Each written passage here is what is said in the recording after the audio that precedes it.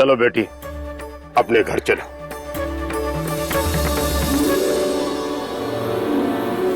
चलो बेटा, अपने घर जाने की तैयारी करो। बहुत बहुत धन्यवाद समधी जी।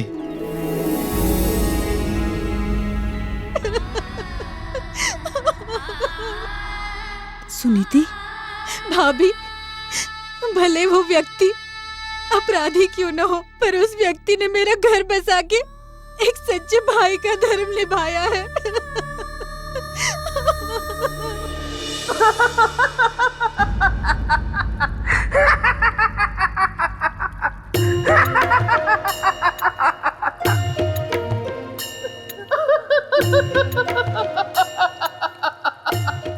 बहुत याद आ रही है मुझे, मेरे मित्र विक्रम की बहुत याद आ रही है।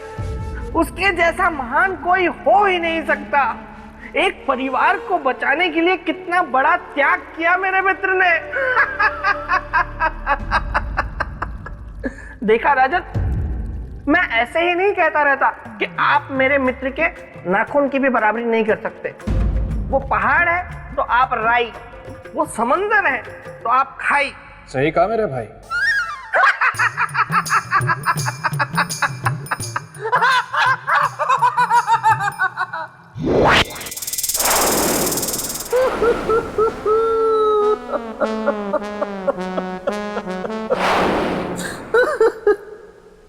धन्यवाद राजन। हैं? हट हट। विवाह कुंडल? तुम यहाँ गुफा में? ये गुफा नहीं, प्रेत लोक है। हाँ? ओ, फिर से यहाँ क्या लेने आए हो? लेने नहीं, देने आया हूँ। तो दो और जाओ। अरे मैं अपने विवाह का निमंत्रण देने आया हूँ। मेरा विवाह सौंदर्य लेखा के साथ अगली पूर्णमासी को सुनिश्चित हुआ है। तुम फिर आ गई। हाँ, लेकिन इस बार तो मैं ये बताने आई हूँ कि तुम तो विवाह के लिए नहीं हो रजामंद, तो मैंने किसी और को कर लिया है पसंद। क्या? सच? कौन है वो? विवाह कुंडल, उसमें मेरा दिल आया है, उसी को मैंने अपना जीवन साथी बनाया है। तो मैं क्या करूं? अरे मतलब हम मित्र हैं ना, इसीलिए मैं तुम्हें निमंत्रित करने आया हूँ। अरे तुम्हारे पास अवसर था पर तुमने गवा दिया। वैसे तुम विवाह में आना जरूर। ऐ मेरे परम प्यारे पेड़, मुझे जलन हो रही है। लेकिन क्यों? है तो सौंदर्य लेखा से विवाह नहीं करना चाहता ना, फिर क्यों? जाने दो, मैं तो देखता हूँ कि देवी राजा भोज को क्या बता रही है। सम्राट विक्रमादित्य के परिश्रम से सुंदरी की डोली तो उठ गई, लेकिन उस परिवार के सर से दुर्भाग्य का साया नहीं उठा। दुर्भाग्य वहीं के वहीं खड़ा था।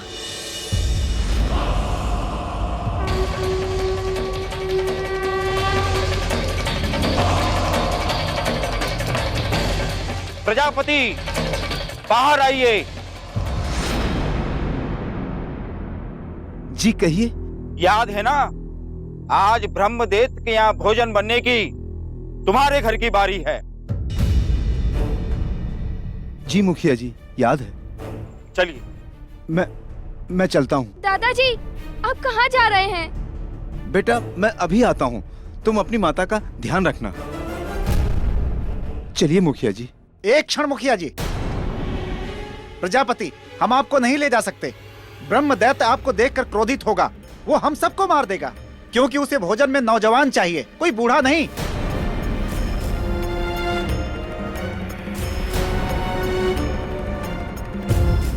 पर मुखिया जी, आप तो जानते हैं घर में केवल मैं ही हूँ। मेरा एक पुत्र था जिसकी मृत्यु हो चुकी है। तो तुम्हारा ये पोता है ना, इसे दे दो। नहीं नहीं मुखिया जी, नहीं, इस बच्चे को मैं नहीं दूंगा। अब की साल तुम्हारी बारी है, तुम्हें बलिदान देना ही होगा। नहीं मुखिया जी, नहीं। चलिए, मैं चलता हूँ आपके साथ। नहीं नहीं, ये कहीं नहीं जाएगा। माँ, गांव की रक्षा के लिए जरूरी है जाना। नहीं पुत्र, नहीं, मैं नहीं जाने दूंगी मेरे पुत्र को। नहीं नहीं, ये कहीं नहीं जाएगा, ये कहीं नहीं जाएगा। बाबूजी इसको रोकिए ना। छोड़ो माँ। नहीं तो कहीं नहीं जाएगा। छोड़ो नहीं पुत्र, नहीं, छोड़ो मुझे।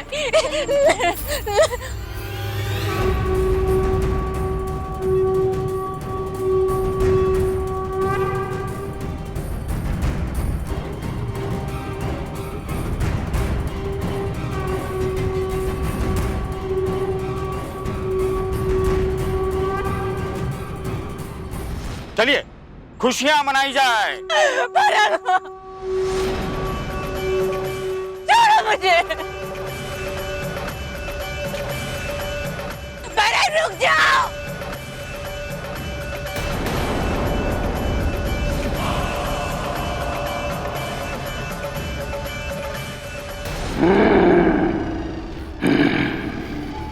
ये गांव वाले अभी तक मेरा भोजन लेकर क्यों नहीं आए? कहां मर गए सबके साथ?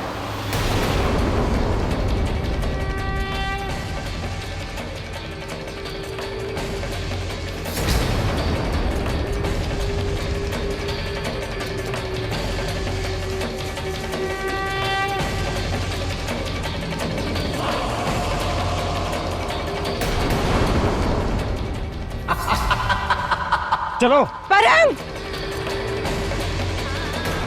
मेरे बच्चे को कहीं मत ले जाइए। नहीं, इसे ब्रह्मदैत्य के पास मत ले जाइए। नहीं परम। वाह, इस बार भोजन में एक बच्चा। बहुत आनंद आएगा।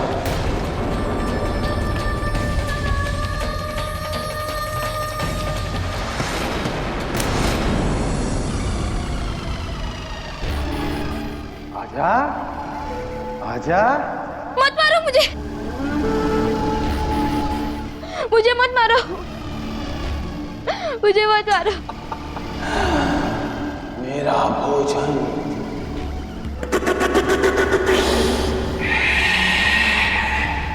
मत मारो मुझे।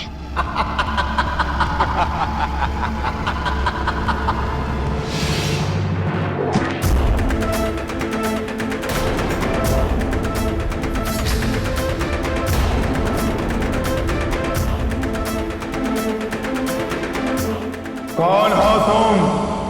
यहां कैसे आए और क्या करने आए हो यहां?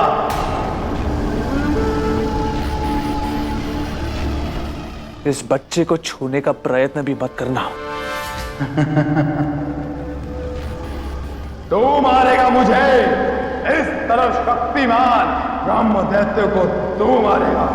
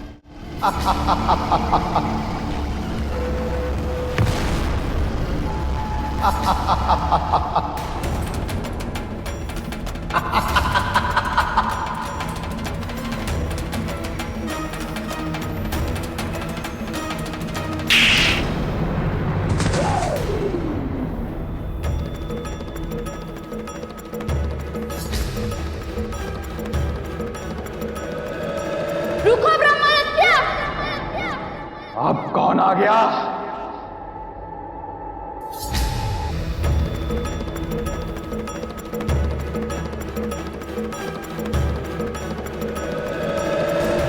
तू रोकेगा मुझे? हाँ हाँ, मैं ही रोकूंगा तुझे।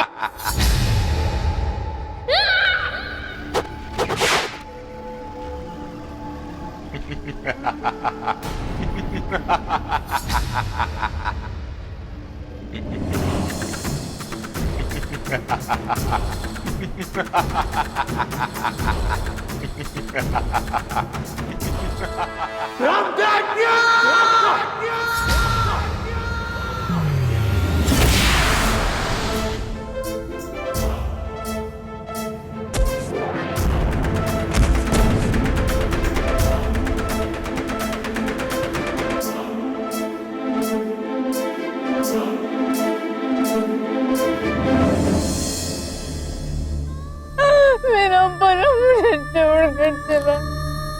माँ,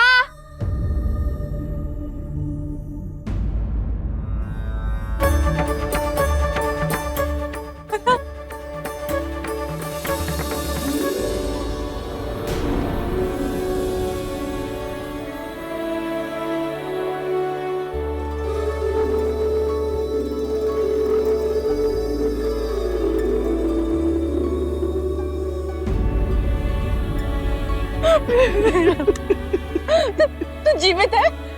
हाँ माँ, उन्होंने तो मुझे राक्षस से भी बचा लिया और तो वो राक्षस को भी मार दिया। किसने?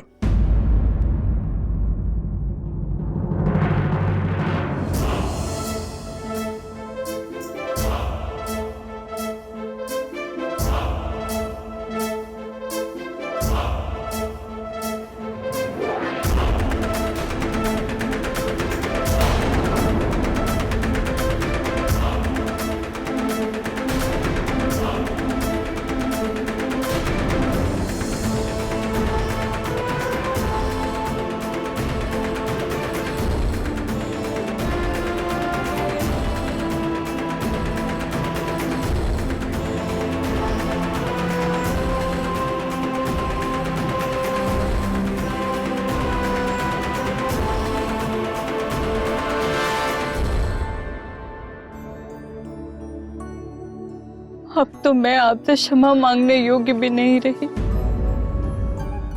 घृणा का ये उपहार, आप सच में महान है सम्राट। ये जानते हुए भी कि मेरे हृदय में आपके लिए कितना क्रोध है, घृणा है, फिर भी आपने मेरे बच्चे को बचा लिया।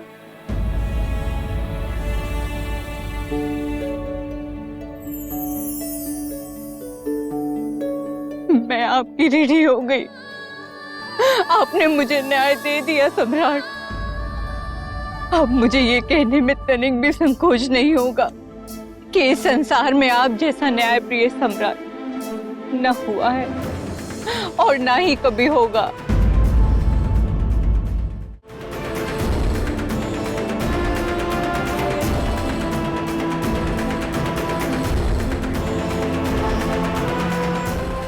न्याय प्रिय सम्राट विक्रमादित्य की जय। न्याय प्रिय सम्राट विक्रमादित्य की जय। न्याय प्रिय सम्राट विक्रमादित्य की जय। सम्राट विक्रमादित्य की जय। सम्राट विक्रमादित्य की जय।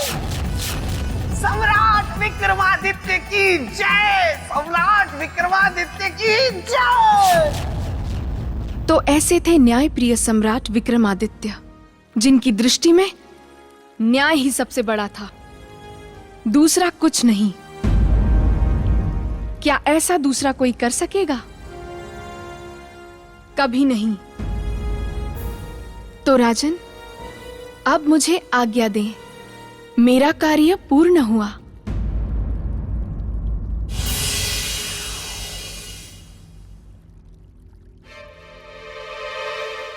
राजन, आपके अनुसार सम्राट विक्रमादित्य के न्याय का क्या रूप था? साधारण या असाधारण, किसी के पक्ष में या निष्पक्ष? निष्पक्ष और असाधारण। उनके न्याय की तो तुलना ही नहीं हो सकती देवी। उन जैसा न्यायधर्मी सम्राट तो सदियों में कोई होता है। अब आपकी बुद्धि की परीक्षा है राजन। एक प्रश्न पूछना चाहती हूँ आपसे। पूछिए देवी। क्या न्याय इस सृष्टि में सभी प्राणियों के लिए समान है या मनुष्य और अन्य जीव जंतुओं के लिए अलग अलग?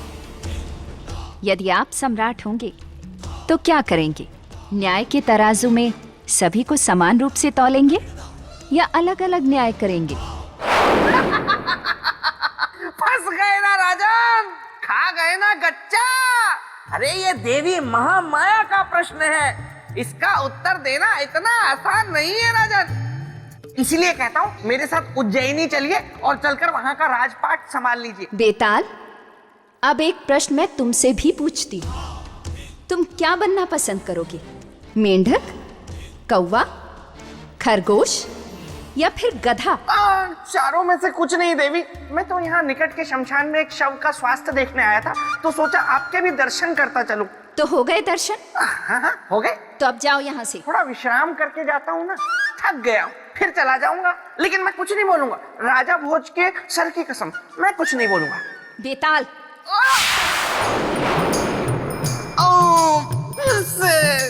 बोलू बोलू। बताइए राजन, क्या न्याय इस सृष्टि में सभी प्राणियों के लिए एक समान है या फिर मनुष्य और अन्य जीव जंतुओं के लिए अलग अलग? यदि आप सम्राट होंगे तो क्या न्याय के तराजू में सभी को एक बराबर तौलेंगे या अलग अलग?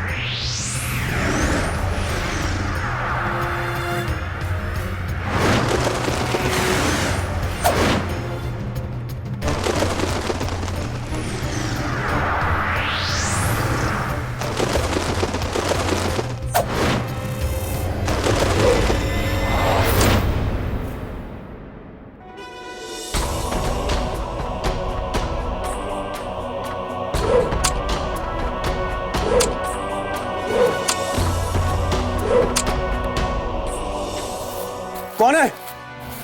कौन है यहाँ जो इस मासूम कबूतर को मारना चाहता है?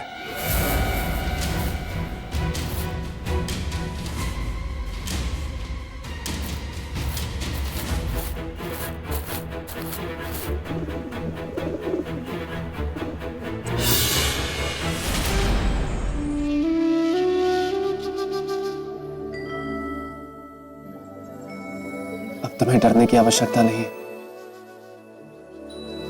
मैं हूं तुम्हारी रक्षा करने के लिए। रुको, रुको, ये मेरा कबूतर है, ये मेरा कबूतर है। राजन, ये कबूतर मेरा है, मुझे दो इसे।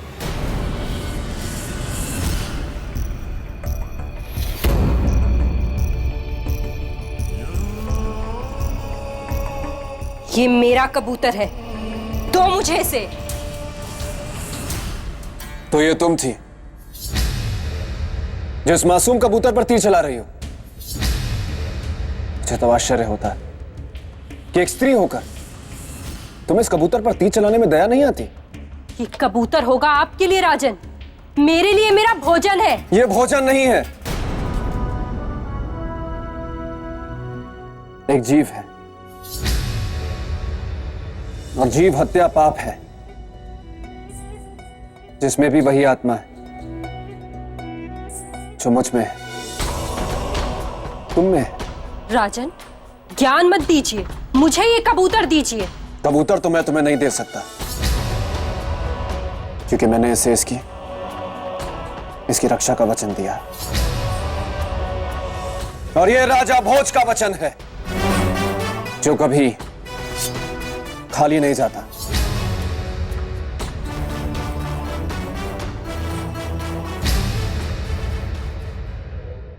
ज्ञान मत दीजिए, मुझे ये कबूतर दीजिए।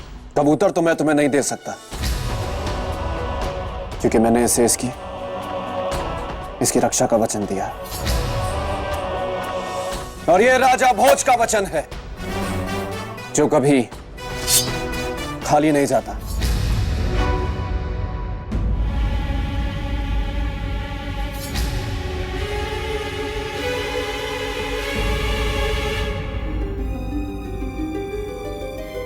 देवी, आप रोने क्यों लगी? क्योंकि आप मेरे भूखे बीमार पति के साथ अन्याय कर रहे हैं। अन्याय? कैसे? अगर आपके लिए इस कबूतर की जीवन रक्षा न्याय है, तो मेरे साथ अन्याय क्यों कर रहे हैं? ठीक है, मैं तुम्हारे साथ भी न्याय करूंगा। मैं तुम्हें उचित न्याय का वचन देता हूं। बताओ, इस कबूतर के बदले क्या चाहिए तुम्हें? इस कबूतर के भार के बराबर स्वर्ण। ठीक है, स्वर्ण मिलेगा तुम्हें। और कुछ? नहीं, बस।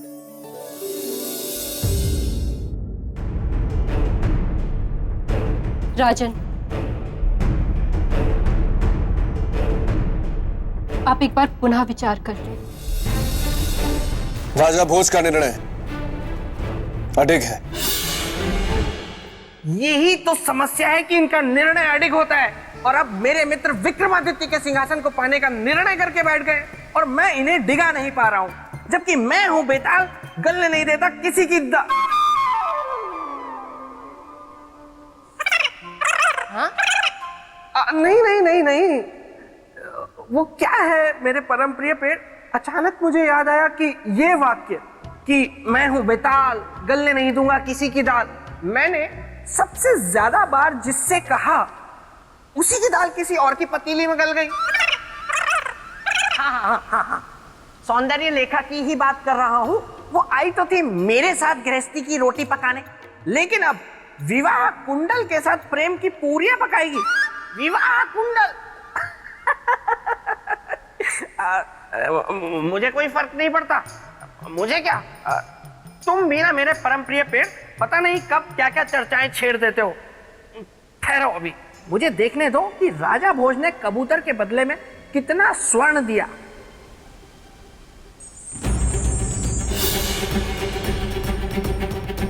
महाराज, इस कबूतर के भार के बराबर तो कोई लोहा ना दे, और आप? साहूकार,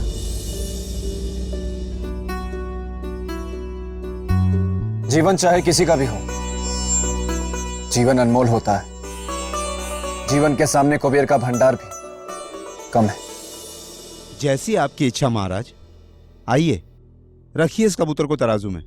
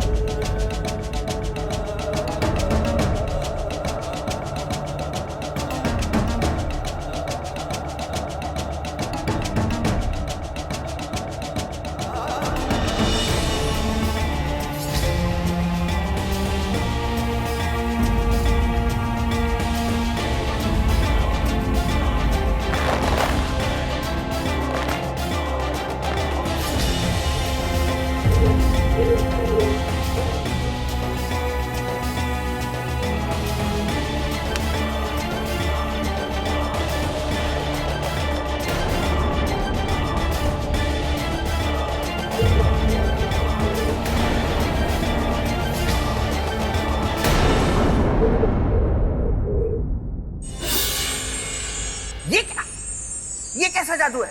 ये कबूतर के रूप में कोई हाथी है या हाथी के रूप में कबूतर है? इतना सब कुछ रखने के बाद भी तराजू टस से मस ही नहीं हो रहा।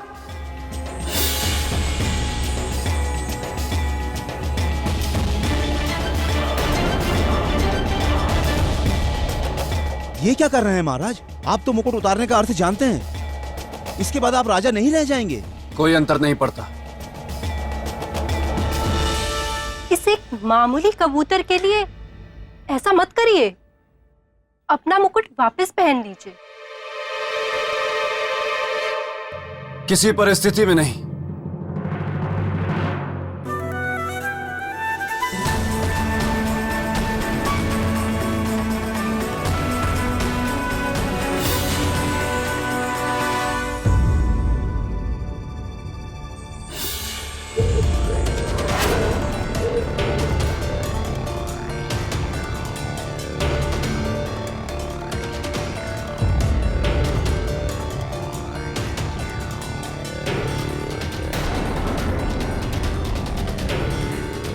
अब क्या करेंगे? अपने आप को बेचेंगे? यदि न्याय के लिए मुझे अपने आप को भी बेचना तो बेच दूं, परंतु किसी के साथ अन्याय नहीं होने दूंगा। राजन, अब तो न्याय के लिए संध्या तक प्रतीक्षा करनी होगी, क्योंकि हाट संध्या को ही लगता है। करूंगा प्रतीक्षा। महाराज, आपने कबूतर की जान तो बचा ली। इसके बदले में आपने भीलनी को सब कुछ दिया, यहां तक कि अपना मुकुट भी। इससे तो भीलनी की कई पीढ़ियों का भरण पोषण हो जाएगा। तो फिर आप अपने आप को क्यों बेचना चाहते हैं? ताकि मैं भिल्ली और कबूतर दोनों के साथ समान न्याय कर सकूं। क्या ऐसा करना इतना आवश्यक है? क्योंकि अगर मैं ऐसा नहीं करूंगा तो न्याय कलंकित हो जाएगा। जिसमें आपकी खुशी, मैं तो आपके भले के लिए कह रहा था। चुपचाप आप कबूतर लेकर निकल लेते, भीलनी आती, अपना सामान लेकर जाती। यह असंभव है। तो ठीक है, हाट लग रहा है वहां, अब जाइए।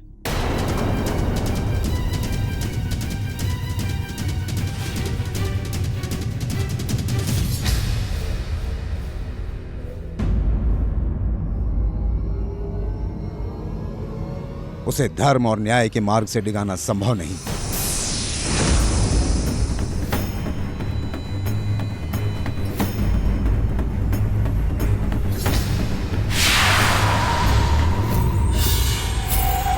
महामाया, कैसी है ये माया?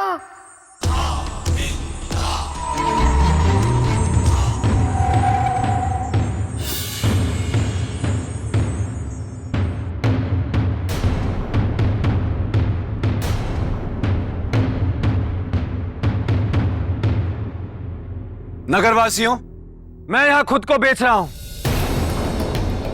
इसलिए मैं आप सबसे निवेदन करता हूं कि मेरी ऊंची से ऊंची बोली लगाएं और मुझे अपना सेवक बनाएं।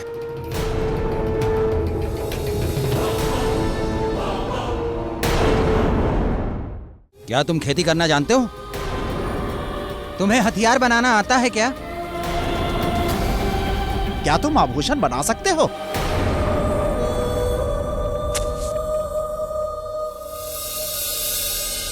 नहीं, पर आप मुझे अवसर देंगे तो मैं सीख लूंगा। तुम्हें कोई नहीं सिखाएगा भाई, क्योंकि तुम्हें इस काम का अनुभव नहीं है। चलो भाई चलो, ये व्यक्ति हमारे किसी काम का नहीं। चलो चलो भाई, चलो भाई, चलो चलो किसी काम का नहीं। चलो। अरे आप कहां जा रहे हैं? अरे आप लोग ऐसे नहीं जा सकते। अरे मेरा मूल्य तो लगाओ, मैं अपने आप को बेचना चाहता हूं। मेरा मूल्य लगाइए। क्या इस नगर में कोई भी नहीं है जो मुझे खरीद सके?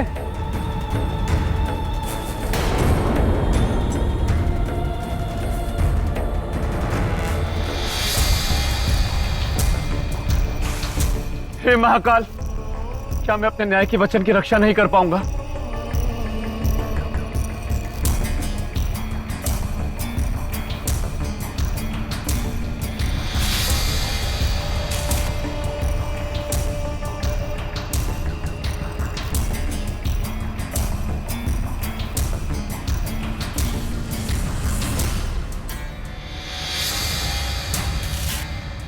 सुना है यहाँ कोई विकराल, कौन है वो भाई?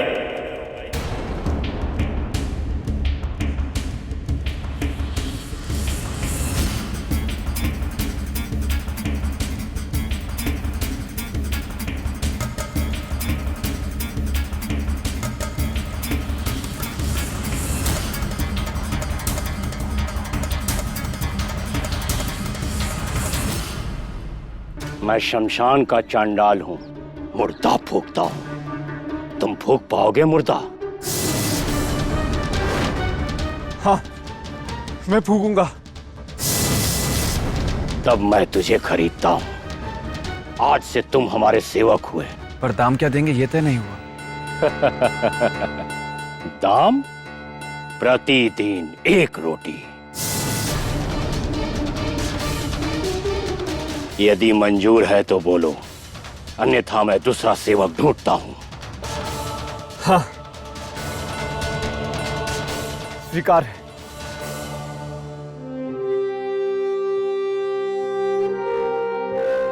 इसे कहते हैं जात भी गवाना और भात भी ना खाना।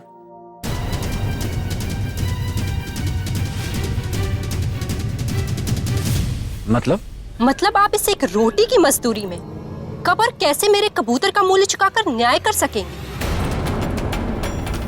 मैं और प्रतीक्षा नहीं कर सकती। और यदि सच में आप मेरा न्याय करना चाहते हैं तो कल संध्या तक मुझे सोना लाके दे दीजिए, वरना भूल जाइए न्याय और भूल जाइए ये कबूतर।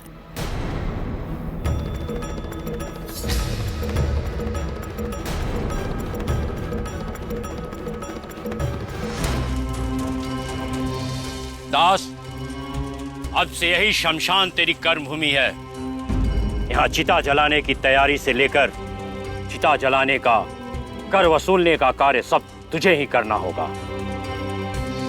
बिना किसी दया मया के। और जो कर न दे उसकी चिता नहीं जलाना, समझे? तो जा, जंगल से चिताओं को जलाने के लिए लकड़ियां काट कर ले आ।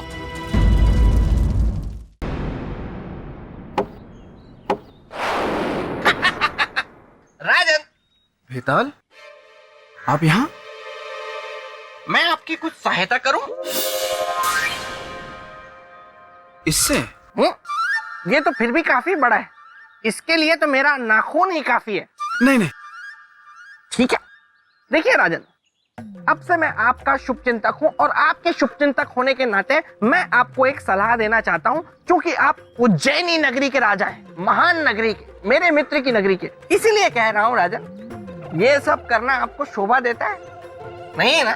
तो छोड़िए ये सब और लौट जाइए। हाथ जोड़कर मैं आपसे निवेदन करता हूं कि अब मैं राजा नहीं हूं, किसी का दास हूं। इसलिए कृपा करके मुझे अपने कर्तव्य का पालन करने दें। लेकिन राजन, मैं ये कह रहा हूं। बेताल, मैं तो सिर्फ बेताल, प्रणाम देवी। तुम जानते हो ना, जो भी राजा भोज के साथ हो रहा है वो मेरी ही माया है। जी देवी। फिर भी तुमने राजा भोज को मेरी माया से निकालने का प्रयत्न किया। अब इसके लिए तुम्हें दंड तो भुगतना ही होगा। क्षमा देवी, क्षमा।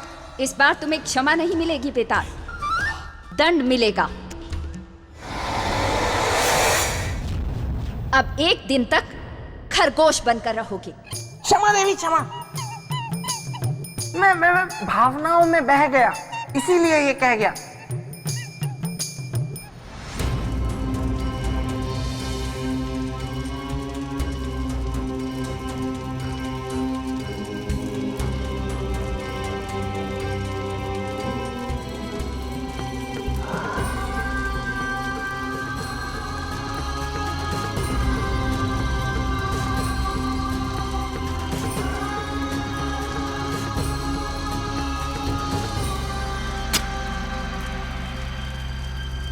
सेवक, कितना कमाया?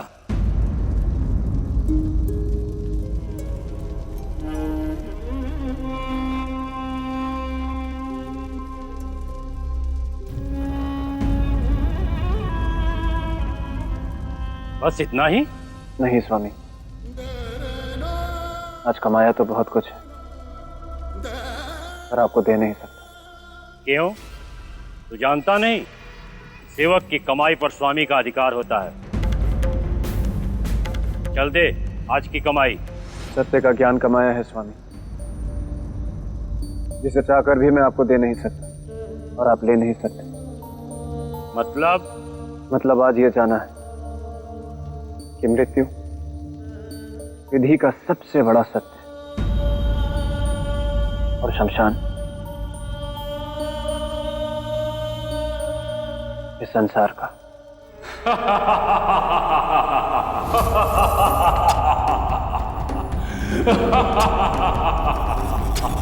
तू तो बड़ा ज्ञानी है रे। अच्छा तो एक बात बता, जब शमशान ही जीवन का सत्य है तो मनुष्य इसे नगर के बाहर बनाता क्यों है? क्योंकि वो इस सत्य का सामना करने से डरता है। अरे वाह, ऐसी ज्ञान की बातें तो आज तक मैंने किसी से नहीं सुनी है रे। तू तो बड़ा बुद्धिमान है रे। ये ले रोटी, ये तेरी आज की कमाई। जा खा ले, बहुत भूख लगी होगी।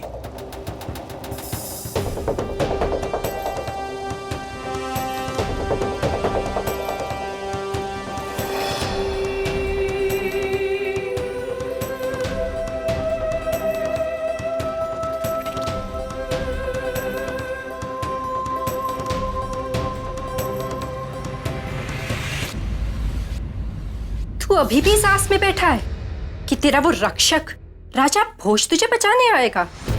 भूल जा, वो नहीं आने वाला। इसलिए अब अपने अंत के लिए तू तैयार हो जा। रुक जा बिल्ली, रुक जा बिल्ली, रुक जा बिल्ली।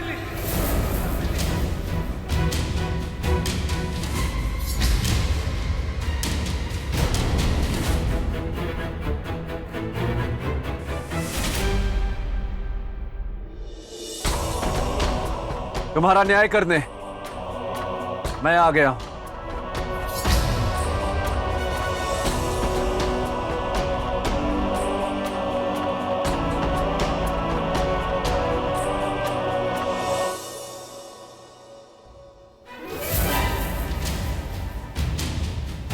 एक रोटी की कमाई करने वाला चांडाल क्या न्याय करेगा भोज?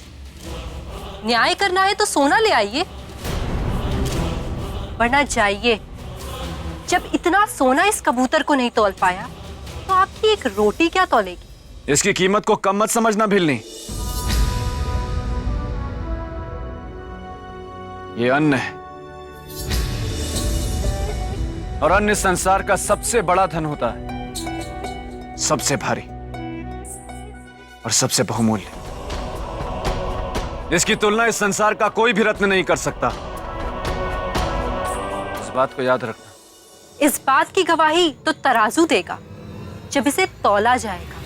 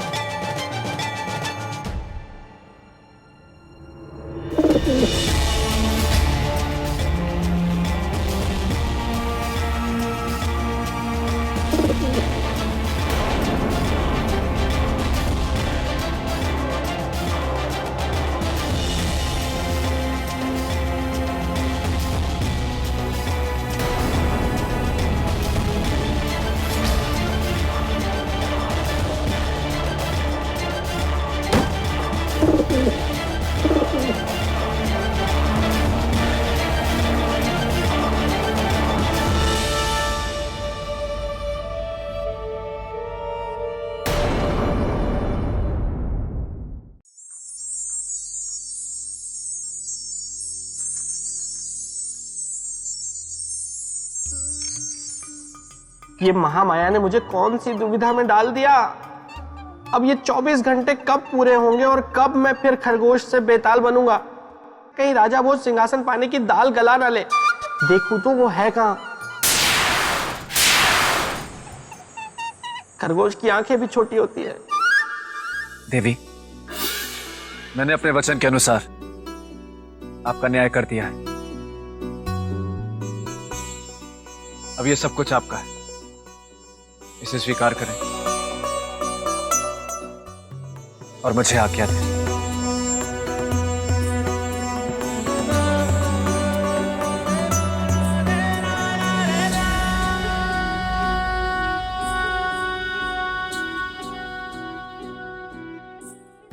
जय महाकाल, जय महाकाल। आपने मेरे न्याय के वचन की रक्षा की।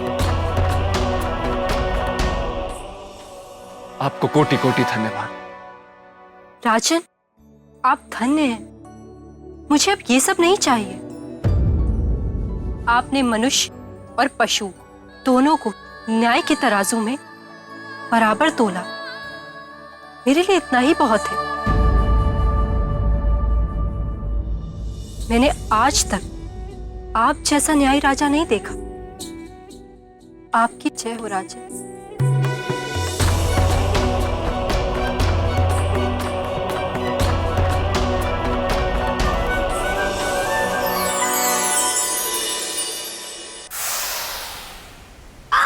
वाह वाह वाह पहले जैसा हो गया। वाह वाह राजा भोज तो गुफा में पहुंच गए।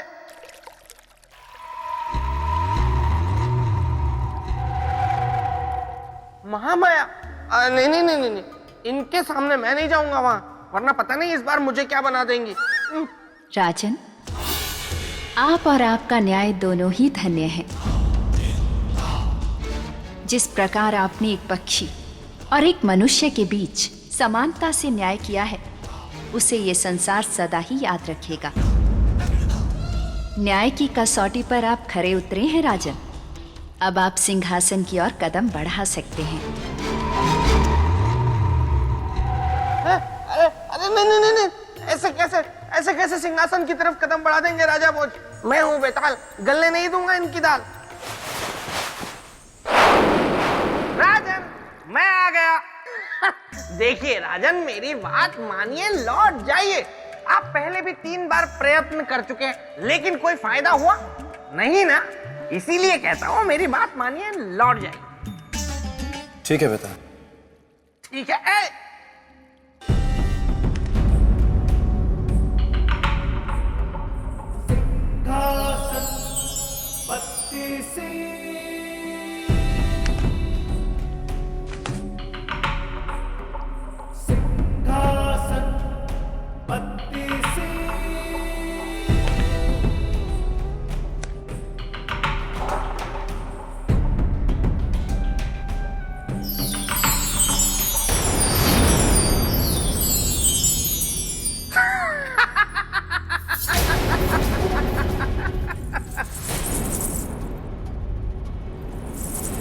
पायल की छन छन।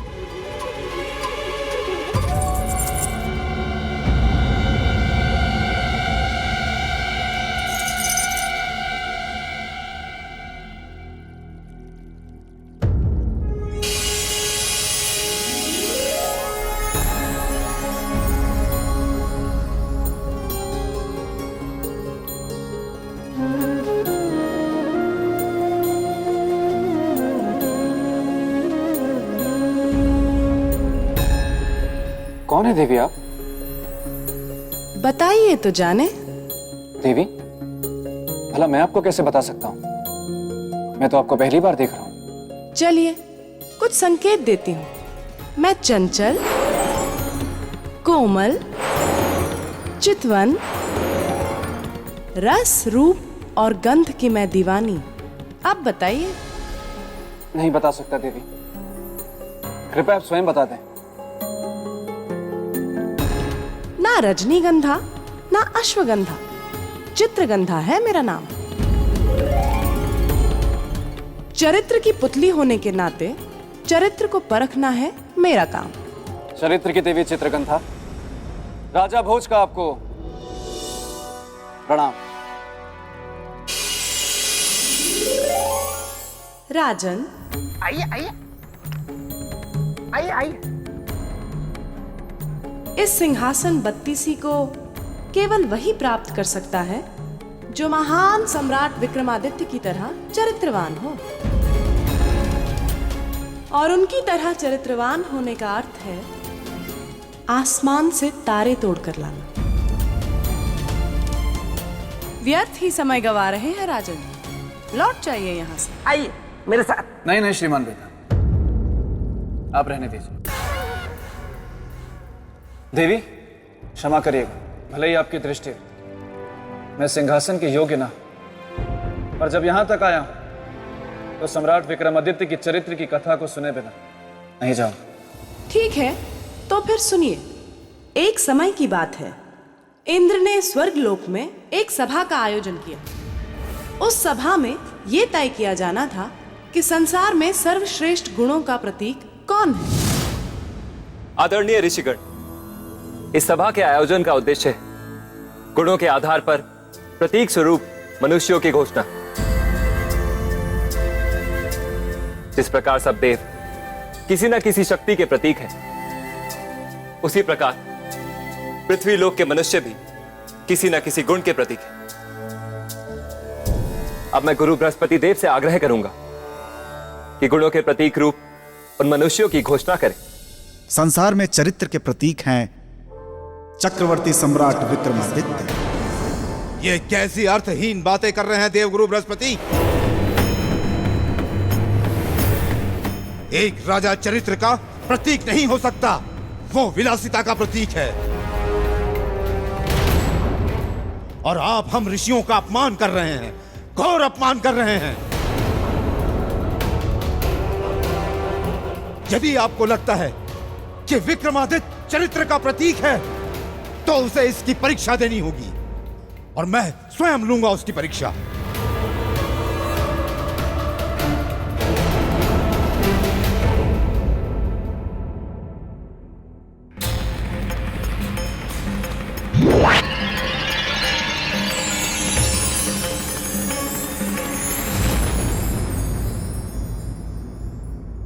ऋषिवर, मैं अपने निर्माण का उद्देश्य जानती हूँ, और ये भी जानती हूँ कि मोहिनी की शक्ति से आज तक कोई नहीं बच पाया है।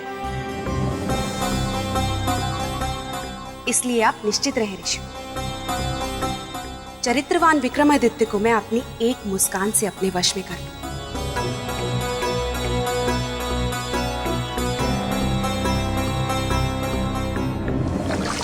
ओम सूर्य देवाय नमः। ओम सूर्य देवाय नमः। ओम सूर्य देवाय नमः। ओम सूर्य देवाय नमः। ओम सूर्य देवाय नमः। सम्राट विक्रमादित्य, आज तुम्हारा धर्म, तुम्हारी भक्ति और तुम्हारा चरित्र सब मेरे रूप के बहाव में बह जाएगा। ओम सूर्य देवाय नमः। ओम सूर्य देवाय नमः। ओम सूर्य देवाय नमः। ओम सूर्य देवाय नमः। ओम सूर्य देवाय नमः। ओम सूर्य देवाय नमः। ओम सूर्य देवाय नमः। ओम सूर्य देवाय नमः।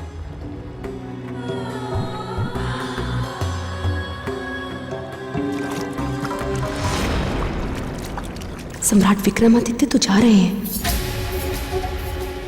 हमें इन्हें रोकना होगा।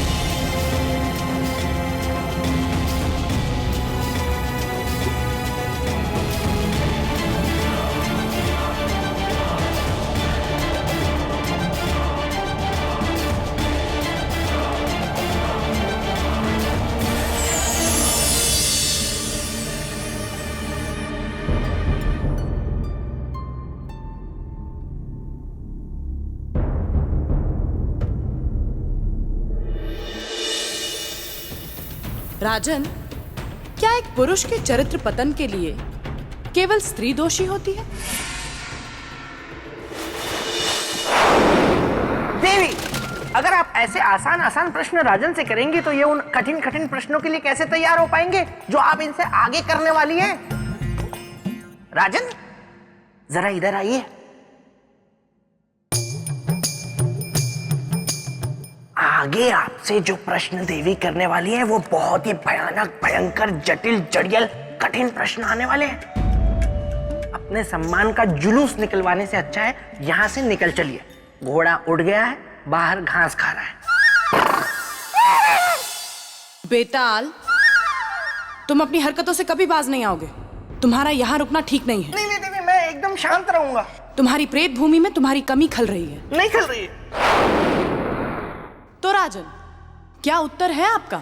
देवी, चरित्र का पतन स्त्री से नहीं, मन में उठ रही काम वासना, मद, मोह, लोभ, इन सब के कारण होता है। जिस मनुष्य ने इस पर विजय पा ली वही सच्चा पुरुष है। तो ठीक है, देखते हैं सम्राट विक्रमादित्य अपनी काम वासना, मद, लोभ पर विजय पा सके या नहीं।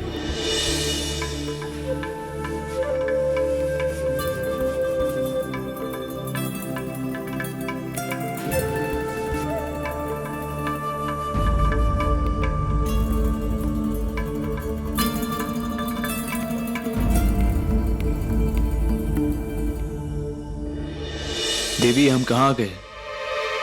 कौन से लोक में? श्रृंगार लोक।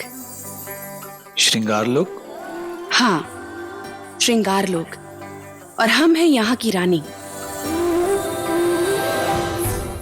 रानी प्रियंवदा। हमारा आतिथ्य स्वीकार करें।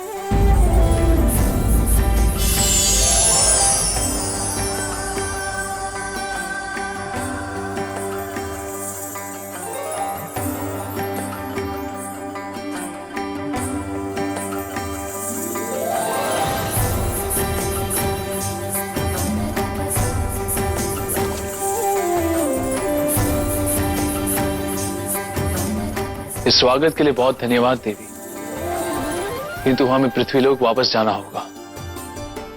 क्षमा करें सम्राट, किंतु अब ये संभव नहीं।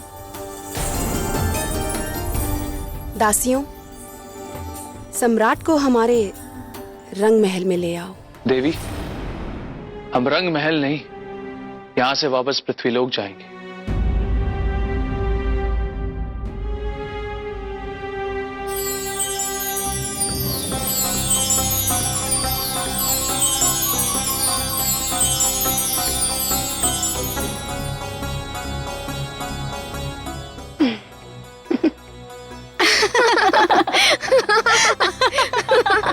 ये क्या कर रही हैं आप देवी? आपको श्रृंगार की बेड़ियों में जकड़ रहे हैं ताकि आप यहां से कभी जा ना पाए।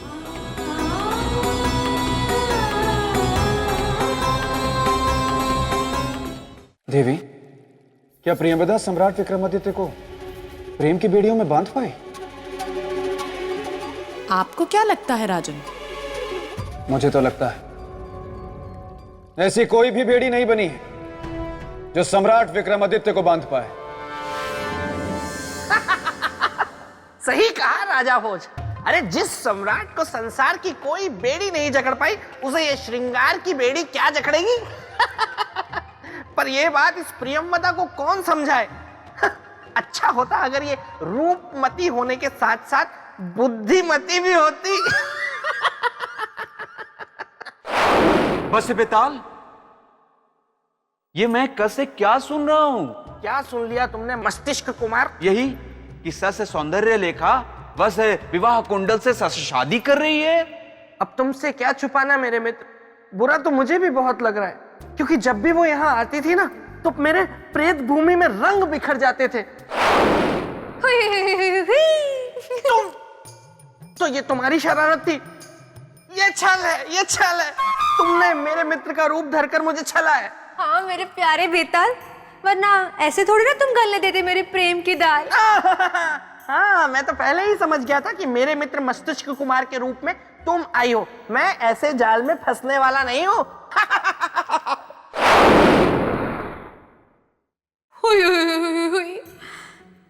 ठीक है, अगर तुम हो विश्वामित्र जैसे मेरे बेताल, तो मैं भी हूँ बेताले जैसे रति। तुम्हारी तपस्या तोड़ के ही दम लेगी और तुम्हें ही बनाएगी अपना पति।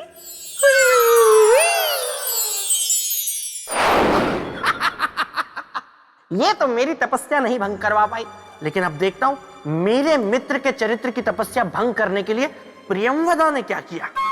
हर संभव प्रयत्न किया गया महान सम्राट विक्रमादित्य को लुभाने का, और ले गया उन्हें रंग महल में।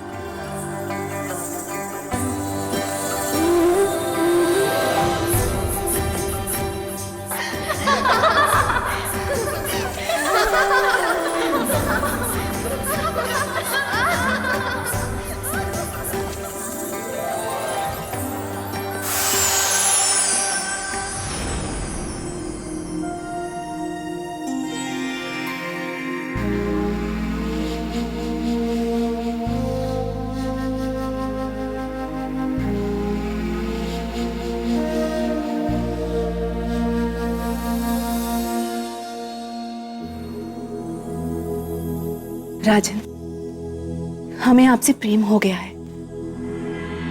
परंतु हमें आपसे सहानुभूति है। क्यों? प्रेम क्यों नहीं?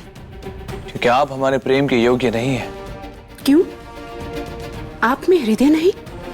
हमारे पास हृदय है देवी, परंतु हमारे हृदय में हमारी पत्नी है।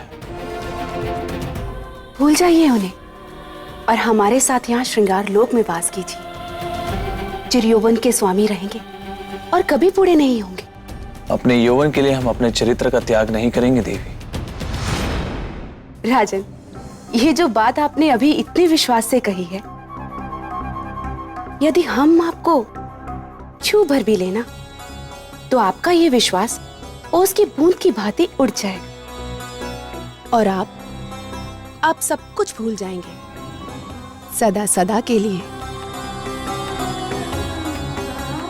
और खो जाएंगे केवल हमारे प्रेम के भंवर में। तो लीजिए, आप अपनी इच्छा पूरी कीजिए देवी।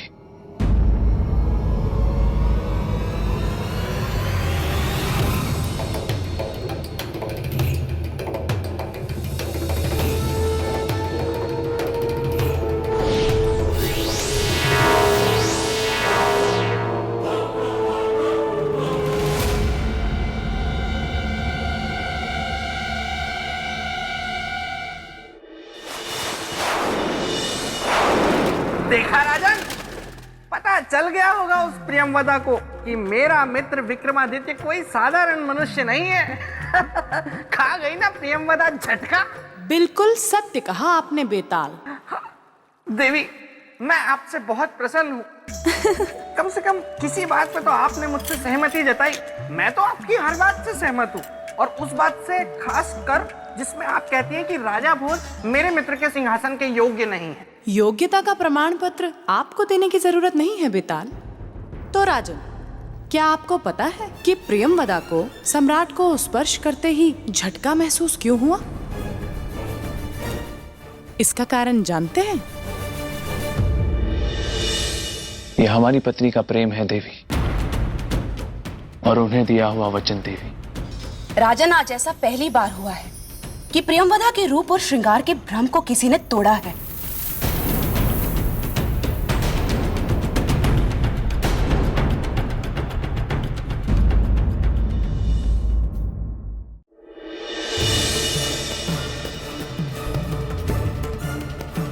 राजन, आज ऐसा पहली बार हुआ है कि प्रियंवदा के रूप और श्रृंगार के भ्रम को किसी ने तोड़ा है।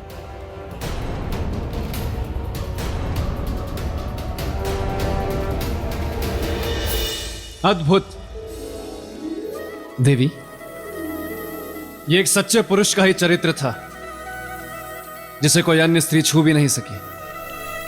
सत्य कहा आपने राजन। परीक्षा मनुष्य के भीतर छुपी योग्यता को बाहर ले आती है। कुछ ऐसा ही हुआ सम्राट विक्रमादित्य के साथ।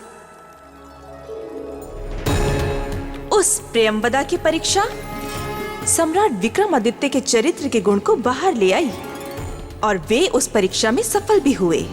देवी, मुझे बार बार ऐसा क्यों लग रहा है कि आप मेरी परीक्षा ले रहे हैं? मान लीजिए यदि ऐसा ही हुआ तो आप परीक्षा में हो जाएंगे असफल, क्योंकि आप कोई मेरे मित्र विक्रमादित्य की तरह महान थोड़े हैं। राजन, क्यों अपने बने बनाए सम्मान को धूमिल कर रहे हैं? आप कह दीजिए कि आपने हार मान लिया और अब आप उज्जैनी लौट जाएंगे। हाँ राजन, आपका प्रश्न ये था कि कहीं ऐसा तो नहीं है कि मैं आपकी परीक्षा ले रही हूँ। मेरा जवाब ये है कि मान लीजिए यदि ऐसा ही है तो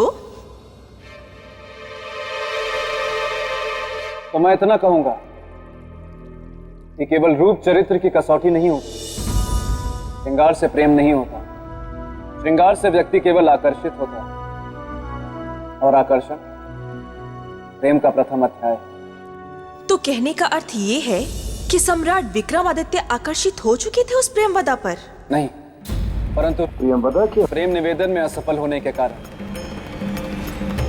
उनकी परीक्षा और भी कठिन होने वाली थी, क्योंकि प्रेम में असफल प्राणी किसी भी सीमा को पार कर सकता है। सत्य कहा राजन आपने। हमें शीघ्र ही इस लोक से बाहर निकलना होगा, परंतु बाहर जाने का रास्ता दिख नहीं रहा है।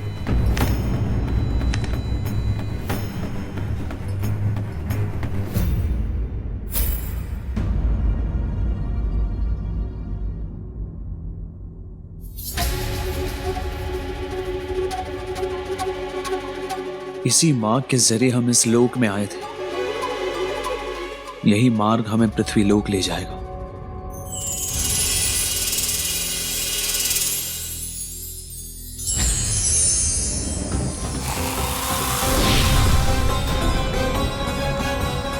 राजन, ये श्रृंगार लोक है। यहाँ आना और जाना सब हमारी इच्छा से होता है।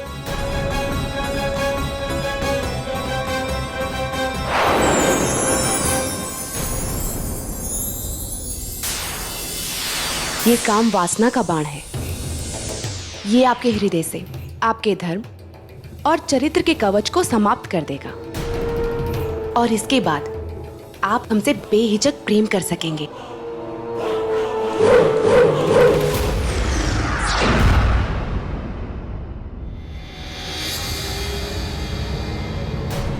राजन, ये प्रेम बाण है।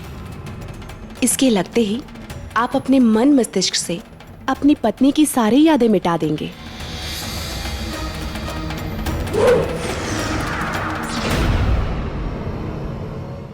राजन, ये सम्मोहन बाण है। इसके लगते ही आप अपने राज्य, अपनी पत्नी, अपना प्रेम और अपना चरित्र सब भूल जाएंगे और आपको याद रहेगी तो केवल प्रियंवदा।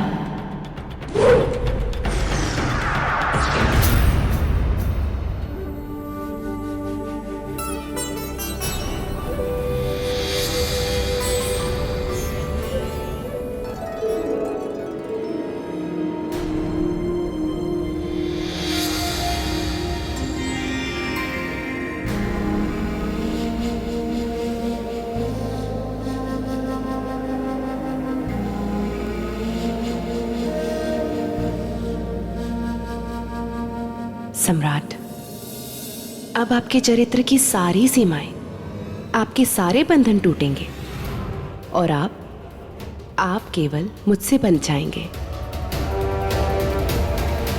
देवी, सम्मोहन, प्रेम और काम वासना, ये तीनों तीर सम्राट विक्रमादित्य पर चलाकर उन्हें अपने वश में करना तो गलत है, नीति के विरुद्ध है ये।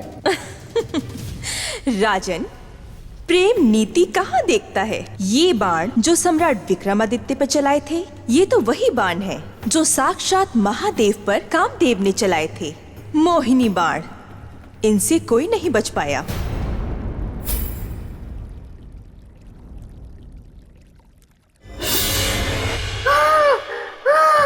देवी की जय हो। देवी, देवी आप अनुमति दे तो आगे की कथा मैं सुना दूं? ठीक है, सुनाइए। धन्यवाद देवी। हाँ तो राजन, हुआ यूं कि एक बार मेरे मित्र विक्रमादित्य जब सो रहे थे तो उनकी नाक पर आकर एक मक्खी बैठ गई। बेताल, क्षमा देवी क्षमा, मैं भावनाओं में बह गया, इसीलिए ये कह गया। अब नहीं कहूंगा। हाँ तो राजन, प्रियंवदा अपने छल में सफल हो गई।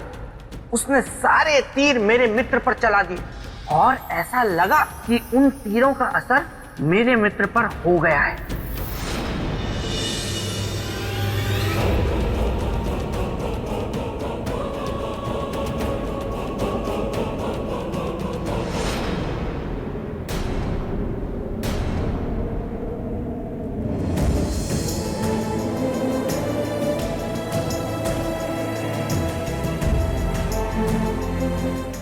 देवी, जिस मोहिनी बाण का उपयोग करके आपने हमारे चरित्र को भ्रष्ट करना चाहा, हमारे मन मस्तिष्क से हमारी पत्नी को हटाना चाहा, वो केवल हमारी पत्नी ही नहीं परंतु हमारे चरित्र और हमारे प्रेम की रक्षा कवच है, जो हर पल हमारे साथ है। अगर आपको यकीन नहीं आता तो अपनी दृष्टि घुमाएं और देख लीजिए।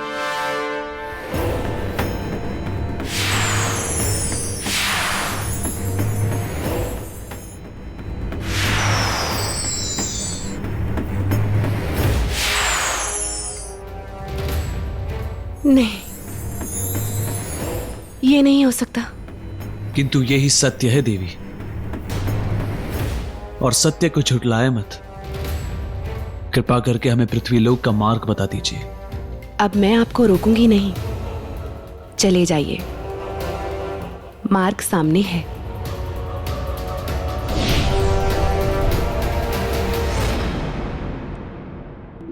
किंतु जाने से पहले मैं आपको एक सत्य अवश्य कहूंगी। कहिए। आपके चरित्र के सामने मेरा रूप हार गया राजन। जाइए, चले जाइए।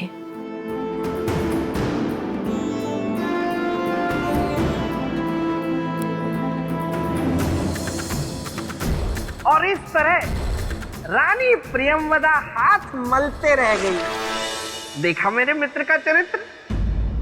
प्रियंवदा बस विक्रम को जाते हुए देखती रही।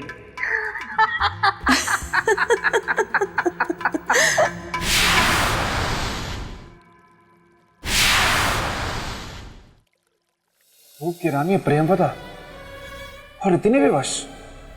अब यही तो विडंबना थी राजन। देखिए ना, ये है कामदेव के 3 अपराजित तीर, श्रृंगार, प्रेम और काम, जो सम्राट विक्रमादित्य के महान चरित्र के आगे पराजित हो गए। और रानी प्रियंवदा परेशान। नहीं देवी, मैं नहीं मानता इस बात को। यही तो समस्या है ना राज, आप कुछ मानते ही नहीं। अगर आप मान गए होते तो आज यहाँ ना होते, बल्कि अपने राजमहल में आराम कर रहे होते। तो राजन, अब बताइए, आप क्यों नहीं मानते ये? जब किसी प्रेमिका का प्रेम, श्रृंगार और सुंदरता तीनों हारते हैं, तब वो एक चोट खाई नागिन बन जाती है और बदले के मार्ग को चुनती है, छल को अपना अस्त्र बनाती है। क्योंकि कोई भी स्त्री अपने व्यक्तित्व और अस्तित्व को अनदेखा होते हुए नहीं देख सकती है देवी। मतलब रूप की रानी प्रियंवदा ने सम्राट विक्रमादित्य के साथ छल किया होगा। बिल्कुल ऐसा ही किया रानी प्रियंवदा ने। अवसर पाकर वो सम्राट विक्रमादित्य की अनुपस्थिति में उज्जैनी जा पहुंची। तो ये है चक्रवर्ती सम्राट विक्रमादित्य के धर्म, न्याय और चरित्र की नगरी उज्जैनी, जहां उनके धर्म और चरित्र की गूंज सदा गूंजती रहती है। किंतु विक्रमादित्य, मैं तुम्हारी इसी नगरी उज्जैनी में तुम्हारे पाक साफ दामन पर दाग लगाऊंगी और लोगों को बताऊंगी कि तुम क्या हो। देवी, मैं जिज्ञासु हूं ये जानने के लिए कि आगे क्या हुआ।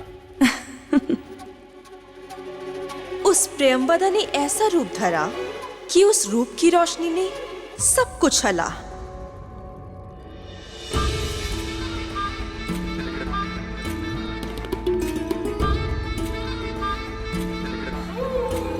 क्यों मिलना चाहती है आप महारानी से? प्रयोजन क्या है मिलने का? ये बात केवल हम महारानी से कहेंगे, किसी अन्य से नहीं। तब तो आप महारानी जी से नहीं मिल सकती हैं। ये एक सन्यासिनी का अपमान है और याद रखिएगा, इसका परिणाम आपको भुगतना पड़ेगा। अलग निरंजन।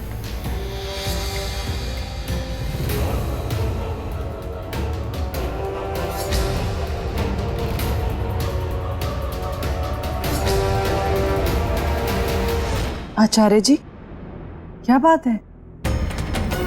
कि स्त्री बिना कारण बताए आपसे मिलना चाहती थी और परमात्मा की कृपा से आज हमारी ये इच्छा पूर्ण हुई। नहीं देवी, परमात्मा की परम कृपा तो हम पर हुई है, जो पूजा के तुरंत बाद हमें आप जैसी सन्यासिनी के दर्शन हो गए। अलग निरंजन। कल्याण, महारानी हमें आपसे कुछ बात करनी। जी कहिए। सबके सामने नहीं, एकांत में। जी अवश्य, साथ आइए।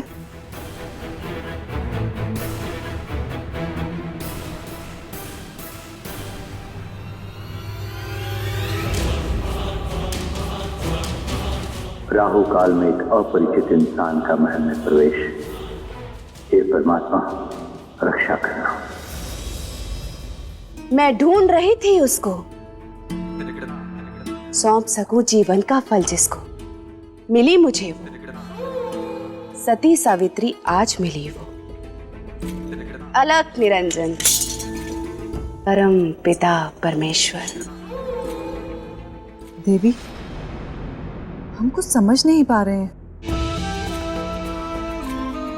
महारानी, हम अपने तप के फल को देने के लिए एक सती सावित्री स्त्री को ढूंढ रहे थे, जो हमें आज यहां मिली आपके रूप में। इसलिए महारानी, हम आपको कुछ देना चाहते हैं।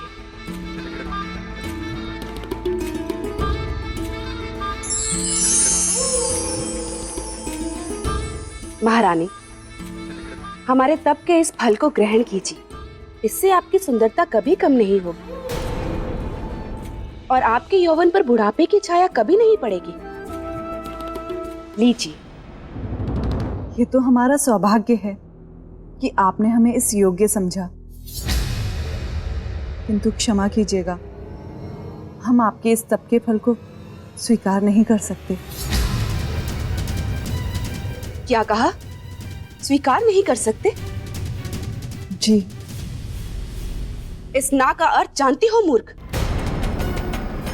एक साध्वी के निरादर के साथ साथ उसके जीवन और उसके तप को भी व्यर्थ करना, और हम ऐसा नहीं होने देंगे। आपको हमारे तप का फल लेना ही होगा। लीजिए।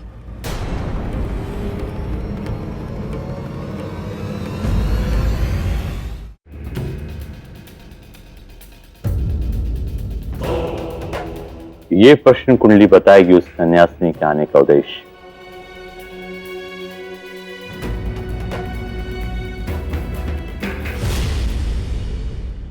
ये क्या छल की रचना है? उसके आने का उद्देश्य अनर्थ, घोर अनर्थ। लेकिन ये छल क्या है और किसके साथ है ये छल? देवी, हमारे कारण आपका तप और जीवन दोनों में से एक भी व्यर्थ नहीं होगा। हम आपका मान रखकर आपका दिया हुआ तप फल अवश्य ग्रहण करेंगे।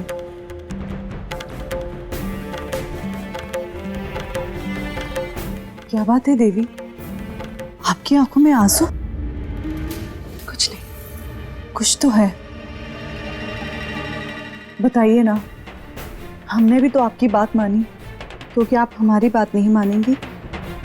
कहना शोभा नहीं देगा और हम आपकी दृष्टि में गिर जाए। कभी नहीं। आप हमारे लिए आदरणीय हैं, निसंकोच कहिए। आज आपके रूप और सौंदर्य को देखकर हमारे मन में एक भावना जागी। कुछ पल के लिए ही सही, मुझ में भी आपसे रूपवती बनने का मोह जाग गया। कृपया कुछ पल के लिए आप अपना सौंदर्य मुझे देंगी। किंतु ये कैसे संभव हो सकता है देवी? सुंदरता तो ईश्वरीय देन है। नहीं महारानी, योग बल से कुछ भी संभव है, यदि आप अनुमति दें तो। यदि ये संभव है तो अनुमति है देवी। जब आपने अपने जीवन भर के तप के फल को हमें सौंप दिया, तो क्या हम कुछ पल के लिए अपना रूप, अपना सौंदर्य आपको नहीं दे सकते? सहर्ष लीजिए।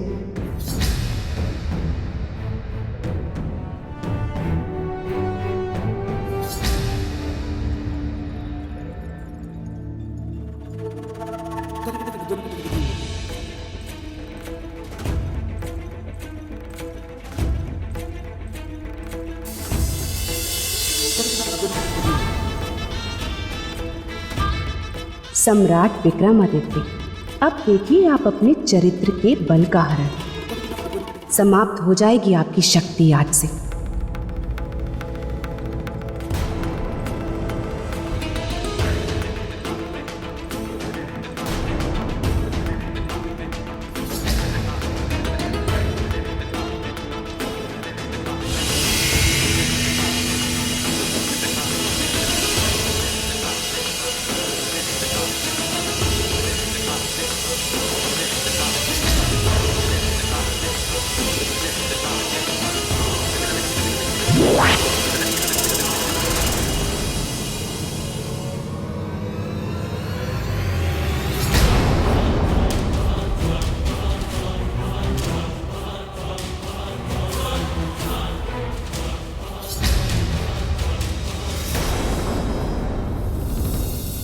मीरामीर जी, क्या बात है? मुझे अचानक बुलाने का कारण? सब कुशल तो है ना? नहीं सेनापति, आज महारानी से मिलने एक सन्यासिनी आई है। ये तो शुभ योग है। साधु सन्यासी का सत्संग तो सद्गुण का संकेत। परंतु वो सन्यासिनी सच्ची सन्यासिनी नहीं है। यदि ऐसी बात है तो हम चलकर उसे पकड़ लेते। यही तो समस्या है सेनापति, इस संदेह के बाद भी हम उसे पकड़ नहीं सकते। क्यों नहीं पकड़ सकते? ये मुद्दा तो राज्य और राजमहल की सुरक्षा से जुड़ा है। सुरक्षा से अवश्य जुड़ा है, किंतु समस्या ये है कि सम्राट यहां पर नहीं है। चरित्रवान सम्राट विक्रमादित्य, तुम्हारी रक्षा कवच, तुम्हारी पत्नी के रूप को मैंने छीन लिया, ले लिया बदला अपने आप को ठुकराए जाने का। और अब मैं रहूंगी तुम्हारे संग, तुम्हारी पत्नी बनकर।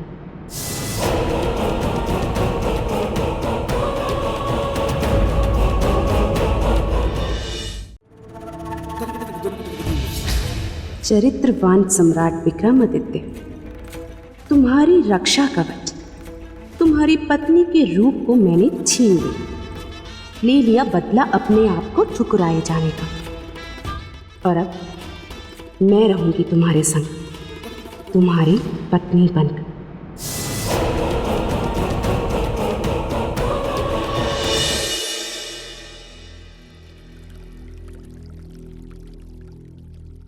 बेताल,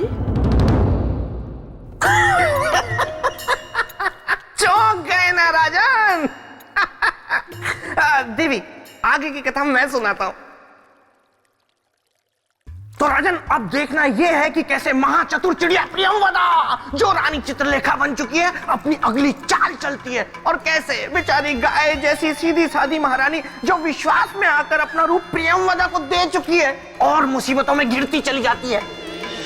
लाइए देवी, अब हमारा रूप हमें लौटा दीजिए।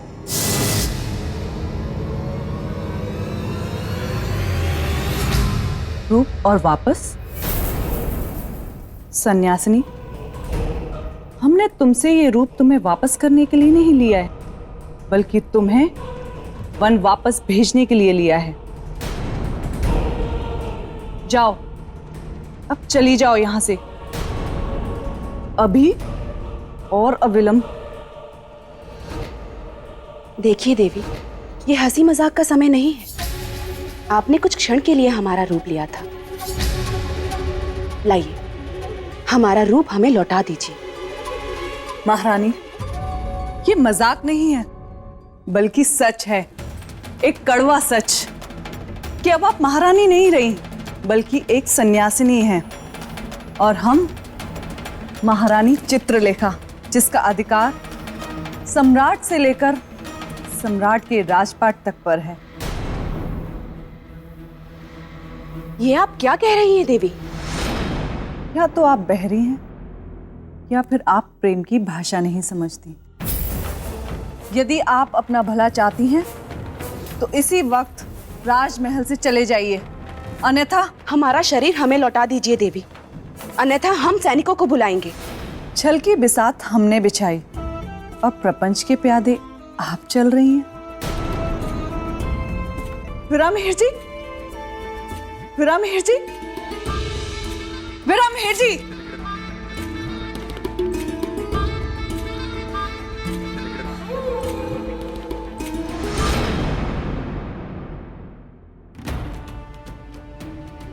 हम नहीं जानते थे हम इतने बड़े छल के शिकार बन जाएंगे,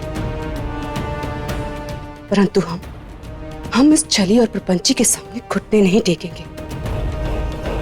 हम उससे अपना रूप वापस लेकर रहेंगे।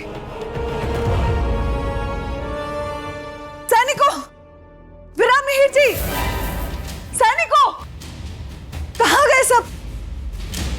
क्या हुआ महारानी? विरामहेर जी, उस सन्यासिनी को शीघ्र ही बाहर कर दीजिए। हमसे बहुत बड़ी भूल हो गई, जो बिना कुछ सोचे समझे उसे अपने कक्ष में लेकर गए। क्या किया उसने महारानी?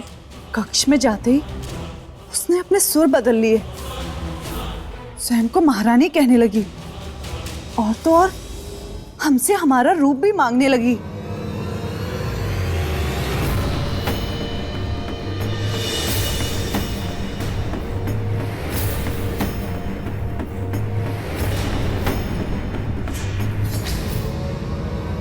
हमें हमारा रूप वापस दे घातिनी, अन्यथा हम तुम्हें जीवित नहीं छोड़ेंगे। राजदंड देंगे तुम्हें। सैनिकों, बंदी बना लो इसे।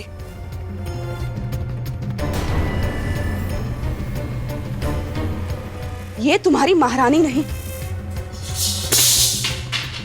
हमारे वेश में एक बहरूपिया है। बस देवी बस, अब और नहीं। अच्छा होगा आप अभी इसी समय यहां से चली जाए। आचार्य वीरामिहिर जी, आप हम ही जाने के लिए कह रहे हैं? अपनी महारानी को? आपने भी हमें नहीं पहचाना ना? पहचान तो आपको मैं उसी समय गया था जब आपको राजमहल के द्वार पर मैंने देखा था। आप कोई सन्यासिनी नहीं, एक छलिया है, एक घातिनी है। यह सत्य नहीं है आचार्य, आप धोखा खा रहे हैं। हम आपकी महारानी हैं, महारानी चित्रलेखा। इससे पहले कि महारानी से छल करने का अपराध में आपको कारावास में डाल दिया जाए, आप यहां से चली जाएं। किसी स्त्री का अपमान हमारे राज्य का संस्कार नहीं। हमें बाध्य मत कीजिए संस्कार की लकीर को लांघने पर।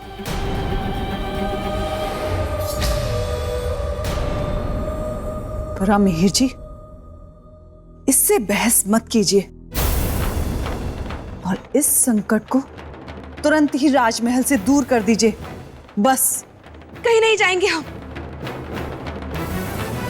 जब तक सम्राट वापस नहीं आ जाते, हम कहीं नहीं जाएंगे, ना इस राजमहल से और ना ही इस राज्य से।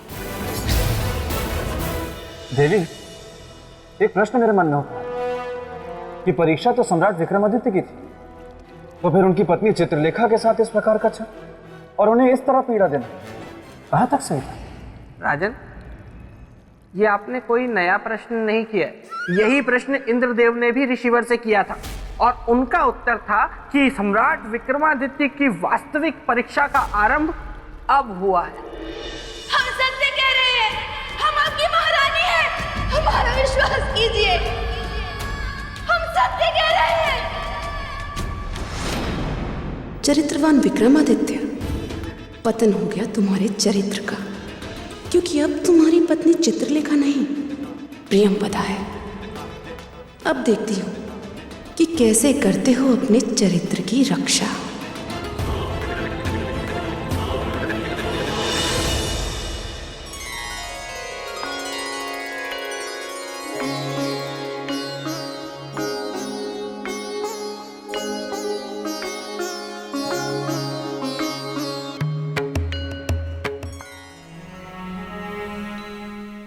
महारानी, वर्षों से जैसे आपने परंपरा बना ली हो, क्या? हम जब भी कहीं से लौट कर आते हैं आप आरती उतारना नहीं भूलती। कैसे भूल सकते हैं? आप हमारे सुहाग जो हैं। और ना ही हमारे पूछने पर आपका उत्तर बदलता है। क्या? कैसा उत्तर? आप ही बताइए। क्या बोलो? मुझे तो पता ही नहीं कि क्या बोलती थी चित्रलेखा। क्या हुआ? आप अपने संवाद भूल गई? नहीं सम्राट, हमें तो अच्छी तरह से याद है। बस हम तो यूं ही आपकी प्रेम की परीक्षा और आपकी स्मरण शक्ति की परीक्षा ले रहे थे। अब आप हमारे उत्तर को दोहराएं तो जाने। यदि हमारी प्रेम की कसौटी आपको उत्तर देना है तो सुनिए। आप हमेशा हमसे एक बात कहती है, हम आपकी आरती नहीं नजर उतार रही है। तो गलत थोड़ी कहते थे।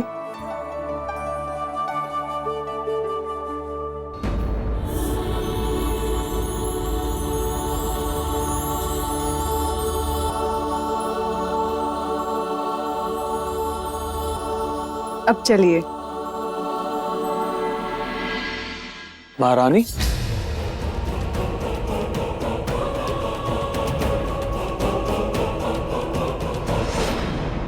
क्या? अब क्या हुआ? कुछ भूल रही हैं आप? क्या बोल रही? कहीं ऐसा ना हो कि मेरा भीख खुल जाए। चित्रलेखा को राज्य से बाहर निकालने से पहले मुझे उससे सब रीति रस्मों को पूछ लेना चाहिए था कि वह क्या क्या करती थी और कैसे कैसे करती थी। भारी भूल हो गई। अब क्या करूं?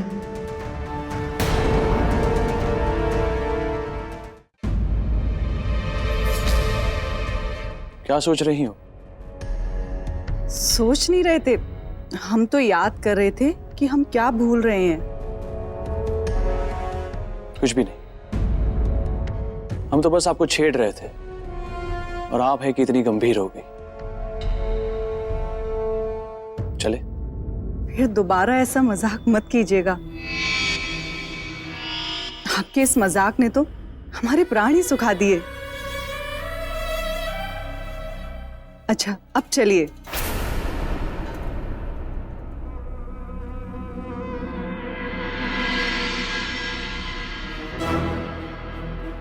आज कुछ असामान्य सा व्यवहार है महारानी चित्रलेखा का। आज से पहले तो ऐसा कभी हुआ ही नहीं कि हम कहीं बाहर से आए हो और हमारी आरती उतारने के बाद उन्होंने हमारे चरण ना छुए हो। मना करने के बाद भी हट करके छूती रही। किंतु आज तो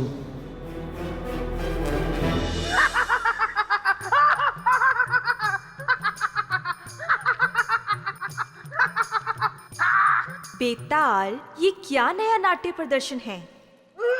नाट्य प्रदर्शन नहीं है देवी, ये तो खुशी से मेरी छाती फूल गई है, मेरा सीना चौड़ा हो गया है, क्योंकि मेरे मित्र विक्रमादित्य पर मुझे गर्व है। बताइए राजन, अगर मेरे मित्र की जगह आप होते तो क्या आप पता लगा पाते कि कुछ गड़बड़ है? नहीं नहीं नहीं नहीं, उत्तर मत दीजिए, उत्तर मुझे पता है।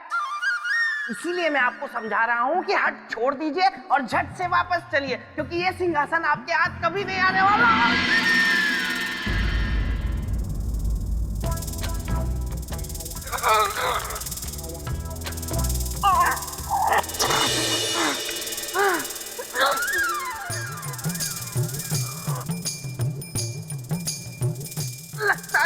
लोक में सौंदर्य लेखा आ गई है और अपनी बुआ की दी हुई खेचन शक्ति का प्रयोग कर लिया है उसने। देवी, इस बात में तो कोई संशय नहीं कि मित्र हो तो बेताल जैसा। देखिए ना, आज भी मित्रता का धर्म निभा रहा है।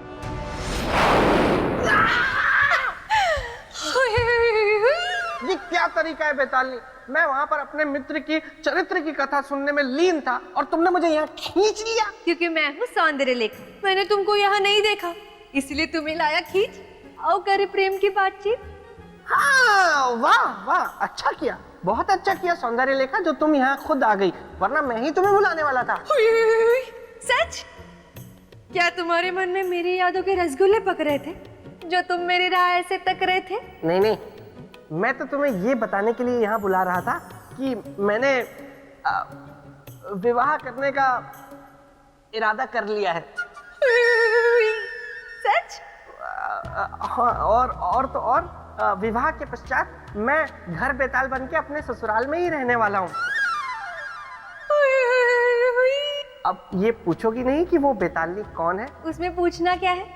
सौंदर्य लेखा यानी कि मैं। नहीं, तुम नहीं। उसका नाम है कमल चक्षुनी, जिससे मेरा विवाह होने जा रहा है। देखो, क्या नाम है तुम्हारा? सौंदर्य लेखा। हाँ, सौंदर्य लेखा। मुझे पता है तुम्हारा दिल टूटा होगा, लेकिन मैं क्या करूं? अब तुम ऐसा करो कि सबसे पहले यहाँ आना बंद करो, क्योंकि कल ही मैं यहाँ से अपना ये पेड़ और बाकी सब सामान बटोर के यहाँ से हमेशा के लिए चला जाऊंगा।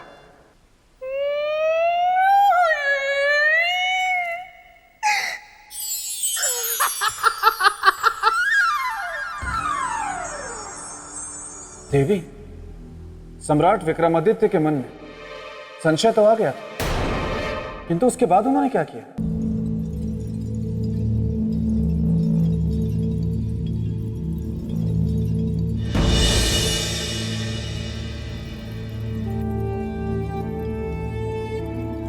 क्या बात है महारानी, आज आपका मन बड़ा शांत लग रहा है।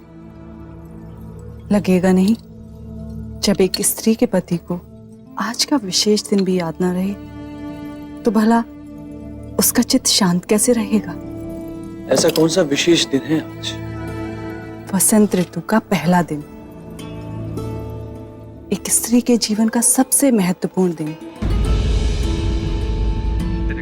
जिस दिन एक पत्नी का मन कभी मयूर बन अपने पति के साथ नाचने का होता है तो कभी हिरनी के समान गुलाचे भरते हुए भागने का होता है।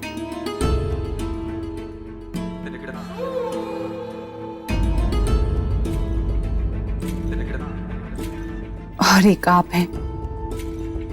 आज के दिन एक स्त्री अपने पति के अंक में समाकर सारे संसार के सुखों को पाना चाहती है। इसलिए आज हमने स्वयं अपने हाथों से आपका श्रृंगार करने का निर्णय लिया है और अपने जीवन में वसंत ऋतु के स्वागत का निश्चय।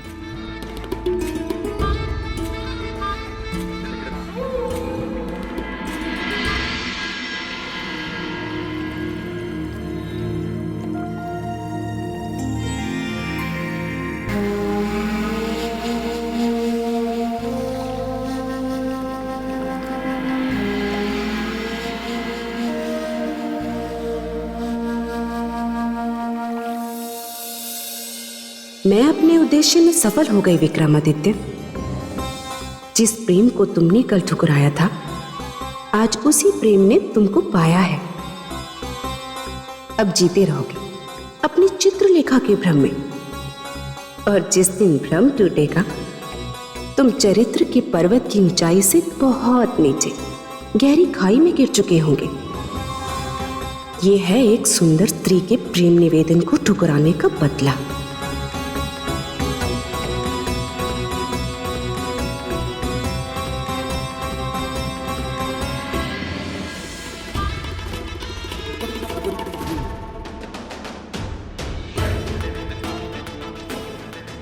सम्राट विक्रमादित्य, अपने जिस चरित्र पर तुम्हें बहुत गर्व है, जो चरित्र ऋषियों और देवताओं के बीच चर्चा का विषय बना हुआ था। आज मैं प्रियमवदा उस चरित्र को सदा सदा के लिए मिटा दूं। आज मैं ये सिद्ध कर दूंगी कि रूप की धारा में सबके चरित्र बह जाते हैं।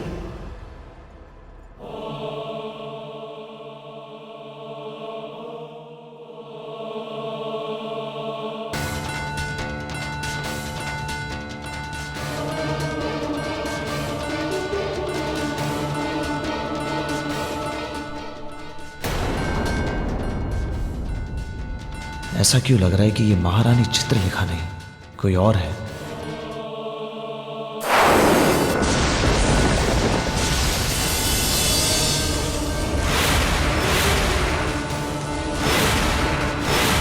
कौन है आप? आपकी पत्नी चित्रलेखा सम्राट। नहीं, झूठ बोल रही हैं आप हमारी पत्नी नहीं है। बताइए हमें, कौन है आप?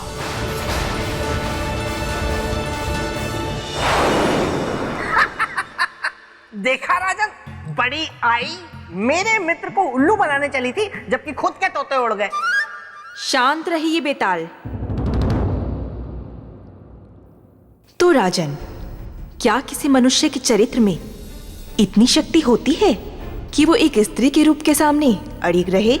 देवी, जिसकी आत्मा जितनी पवित्र, निर्मल और साफ होती है, उसका चरित्र उतना ही अडिग होता है। तो सम्राट विक्रमादित्य को ये कैसे पता चला कि वो उनकी पत्नी नहीं थी? बहुत ही खतरनाक प्रश्न है ये, लेकिन मैं विक्रमादित्य का मित्र हूं, इसीलिए मुझे पता है। आप कहिए कि उसकी पत्नी केवड़े का इत्र लगाती थी। किसका? केवड़े का। और प्रियमवदा ने गुलाब का इत्र लगाया हुआ था, इसीलिए विक्रमादित्य जान गए कि वो उनकी पत्नी नहीं है। यदि आप दोनों की आपसी बातचीत समाप्त हो गई हो, तो राजन, क्या है आपका उत्तर? हाँ हाँ, जरूर।